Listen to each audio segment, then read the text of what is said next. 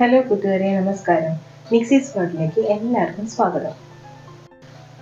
ക്രിസ്മസിന് 2 ദിവസം മുന്നേ എൻ്റെ കിച്ചണിൽ ഞാൻ ഒരുക്കങ്ങൾ തുടങ്ങും. അപ്പോൾ അതൊക്കെയാണ് നിങ്ങളുടെ മുന്നിലേക്ക് ഞാൻ എത്തിക്കുന്നത്. ഇവിടെ ശനിയാഴ്ച ഈവനിങ് തന്നെ ചിക്കനും ബീഫൊക്കെ മേടിച്ച് കൊണ്ടുവന്നിട്ടുണ്ട്.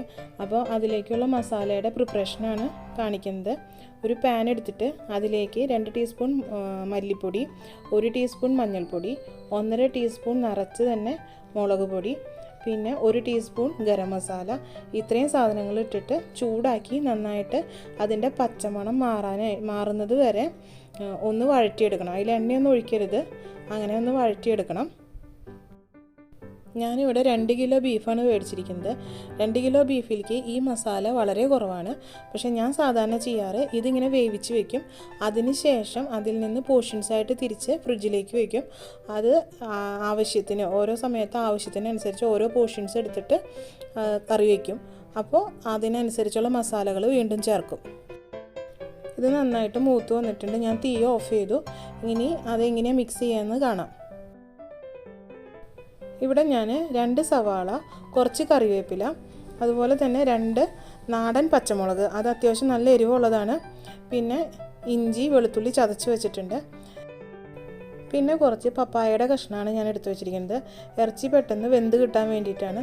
അത് ഉണ്ടെങ്കിൽ എടുക്കുക, അല്ലാന്നുണ്ടെങ്കിൽ അത് ഒഴിവാക്കാവുന്നതാണ്. പപ്പായയുടെ കഷ്ണങ്ങൾ ഒഴികെ ബാക്കി എല്ലാതും ഒന്നിച്ച് ഞാൻ കുക്കറിലേക്ക് ഇടുകയാണ്. അതിന് ശേഷം നമ്മൾ വഴറ്റി വെച്ചിരിക്കുന്ന മസാലപ്പൊടികളെല്ലാം ഇട്ടിട്ട് കൈ വെച്ച് തന്നെയാണ് തിരുമ്പി എടുക്കുന്നത്.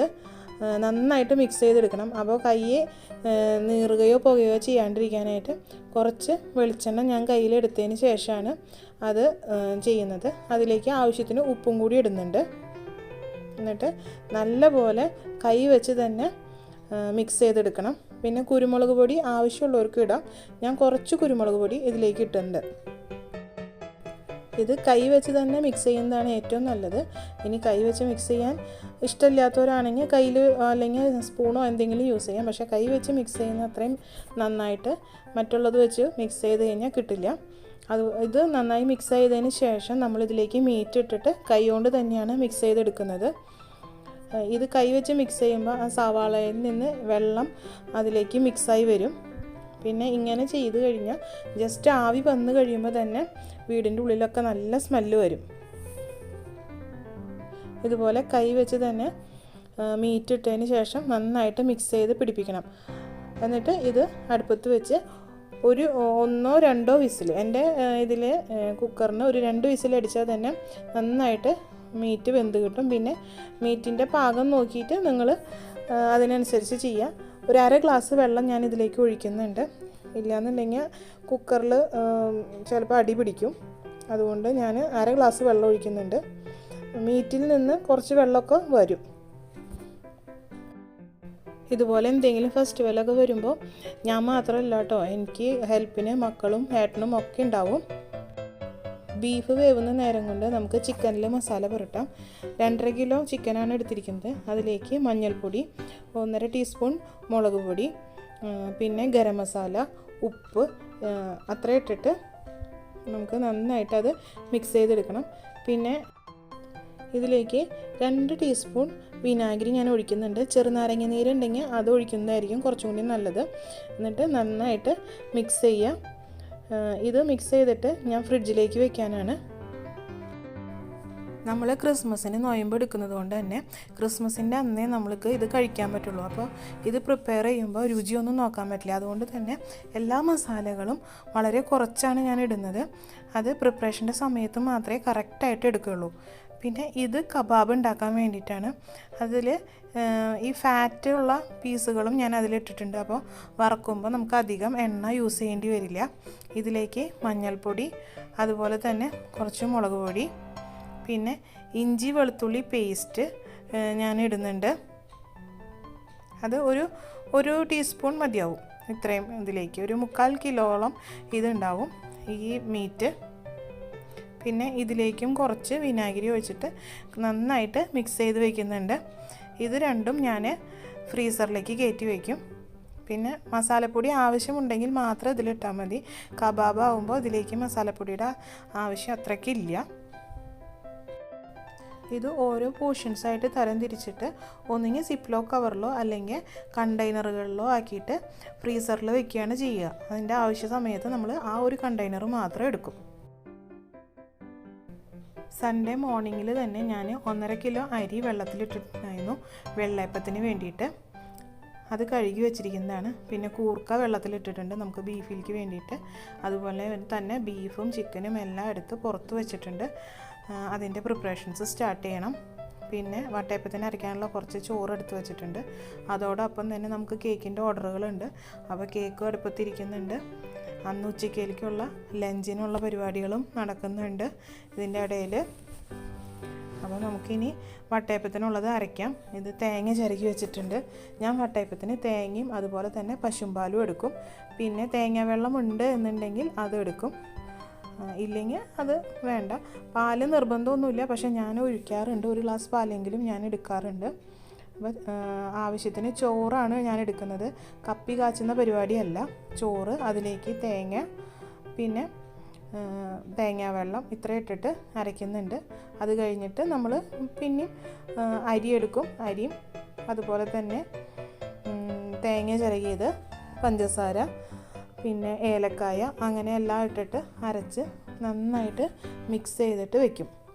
അത് മിക്കതും വൈകുന്നേരത്തോടു കൂടി നന്നായിട്ട് ഫെർമെൻ്റായിട്ട് പൊന്തി വരും. അപ്പോൾ വൈകുന്നേരം തന്നെ വട്ടയപ്പം ഉണ്ടാക്കുകയാണ് സാധാരണ പതിവ്. എല്ലാ ക്രിസ്മസിനും ഈസ്റ്ററിനും ഈ ഒരു പതിവ് തെറ്റിക്കാറില്ല. പിന്നെ എല്ലാത്തിൻ്റെയും അളവ് മെഷർമെൻറ്റ് ചോദിച്ചു കഴിഞ്ഞാൽ എനിക്ക് കറക്റ്റായിട്ട് പറഞ്ഞു തരാൻ അറിയില്ല. എനിക്ക് ഇതിനെല്ലാം കൈയളവാണ്. പിന്നെ ടേസ്റ്റ് ചെയ്ത് നോക്കിയിട്ടാണ് ആ മധുരമൊക്കെ കറക്റ്റ് ചെയ്തെടുക്കാറ്. ചിക്കൻ വറുക്കാൻ വെച്ചിട്ടുണ്ട്. ഇത് ബിരിയാണിയിലേക്കുള്ള കറിക്കുള്ള ചിക്കനാണ്.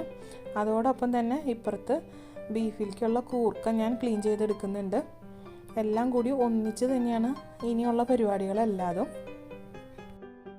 കറിക്കുള്ള ചിക്കൻ വറുത്ത് കഴിഞ്ഞു. ഇപ്പോൾ കബാബിനുള്ളതാണ് വറുക്കണത്.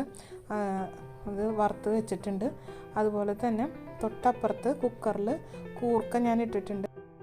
അതുപോലെ തന്നെ അടുത്ത സ്റ്റവിൽ കട്ട്ലറ്റിനുള്ളത് വഴറ്റിക്കൊണ്ടിരിക്കുന്നുണ്ട്. ഇതിനെല്ലാത്തിനും പിന്നിൽ ചേട്ടനും മക്കളും സഹായിക്കുന്നുണ്ട്. ഒരു മോനാണ് വീഡിയോ എടുത്തുകൊണ്ടിരിക്കുന്നത്. അതുപോലെ ഇതിലേക്കുള്ള ഉള്ളി അങ്ങനത്തെ കാര്യങ്ങളൊക്കെ ക്ലീൻ ചെയ്ത് തരുന്നത് ചേട്ടനാണ്.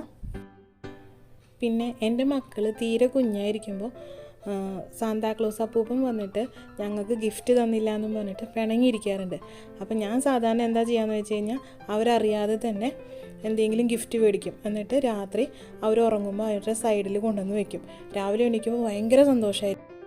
നിങ്ങളാരെങ്കിലും അങ്ങനെ ചെയ്യാറുണ്ടോ? നമ്മുടെ കട്ട്ലറ്റിൻ്റെ മസാലയൊക്കെ വഴന്ന് വന്നിട്ടുണ്ട്. ഇനി അതിലേക്ക് പൊടികൾ ചേർക്കുകയാണ്. മഞ്ഞൾപ്പൊടിയും അതുപോലെ മുളക് പൊടിയും. നമ്മളെടുക്കുന്ന ക്വാണ്ടിറ്റിക്ക് അനുസരിച്ച് മഞ്ഞൾപ്പൊടിയും മുളക് പൊടിയും ചേർക്കുക. ഞാൻ കുറച്ച് മഞ്ഞൾപ്പൊടിയും അതുപോലെ തന്നെ 1 ടീസ്പൂണോളം മുളക് പൊടിയും ചേർത്തിട്ടുണ്ട്. ഇനി ഇതിലേക്ക് ഷ്രെഡ് ചെയ്ത് വെച്ചിരിക്കുന്ന ബീഫ് ഇടുകയാണ് ചെയ്യേണ്ടത്. അത് മിക്സിയുടെ ചെറിയ ജാറിൽ ഇട്ടിട്ട് അല്ലെങ്കിൽ ചോപ്പറിൽ ഇട്ടിട്ട് 1-2 വലി വലിച്ച് കഴിഞ്ഞാൽ ആയി കിട്ടും. എന്നിട്ട് ഇത് നന്നായിട്ട് മുരിഞ്ഞ് വരുന്ന വിധത്തിൽ നമ്മൾ അത് വഴറ്റിയെടുക്കണം. ഞാൻ ക്രിസ്മസിൻ്റെ പാതിര കുർബാനയൊക്കെ കഴിഞ്ഞ് വീട്ടിലെത്തിയപ്പോഴാണ് ഒരു 8ൻ്റെ പണി കിട്ടിയത്.